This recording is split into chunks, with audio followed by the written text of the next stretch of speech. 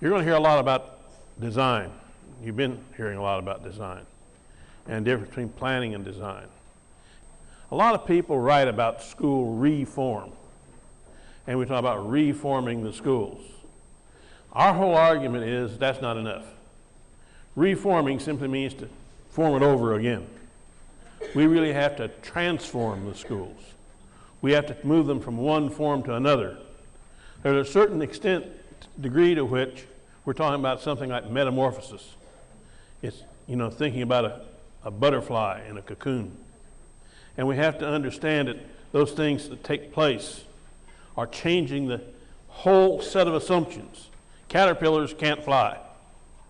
There are a lot of things that caterpillars can't do. They're limited in their mobility. They're limited in what they can do.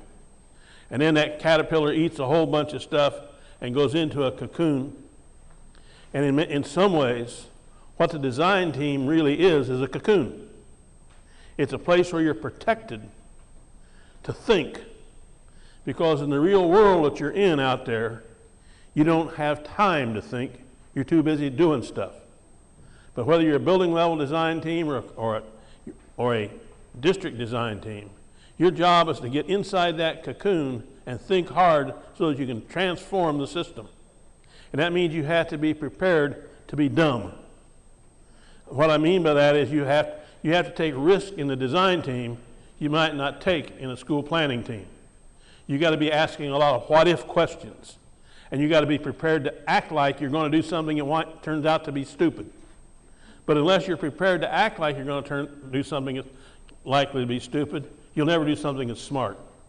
Because quite often what we do is we do away with good ideas simply because we're worried that somebody else will criticize them, and we don't have a safe environment in which to talk about things.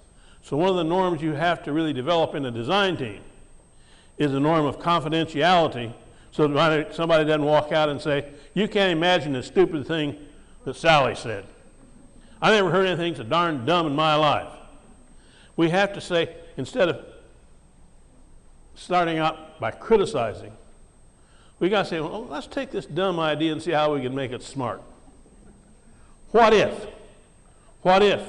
What if we did this? What if we did that? I used to have an agreement with a superintendent I worked with that I found him the most exciting person I ever worked with. His name was Jay Robinson.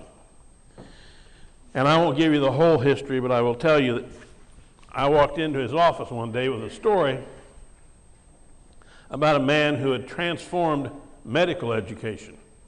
Back in 1910, a guy by the name of Abraham Flexner.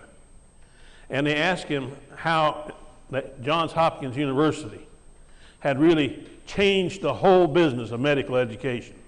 They'd tried to change medical education from the 1860s until 1910 and never been able to bring it off. But Johns Hopkins did it. And they did it because they were a new university. And Abraham Flexner was asked by someone, how could they do that? Harvard couldn't do it. The great universities, Yale couldn't do it. None of them could do it, but Johns Hopkins could do it. And they said because they were in a position to do the logical rather than the prudent thing.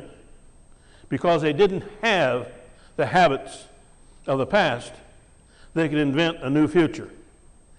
And so what we have to do is have a place called a design team that doesn't have the habits of the past so that you can think about and invent a new future. And so he and I had an agreement. I walked into his office one day and I said something, and I said, well, we might not be able to do that. He said, I don't want you to tell me what we might not be able to do. Tell me what we should do. He said, you worry about logic and let me worry about prudence. He said, if you come in here with your ideas are those that are practical and can be done, we'll never do very much. He said, you let me worry about paring it down after you've fully developed the idea, but the first thing you need to do is give me your best thinking about this, and then I'll figure out how much of that good thinking we can use. He said, I don't want you to be practical. He says, I want you to give me what would happen if. And I've thought about that, and this has been 30 years ago this guy told me this. And that's a very, very powerful notion.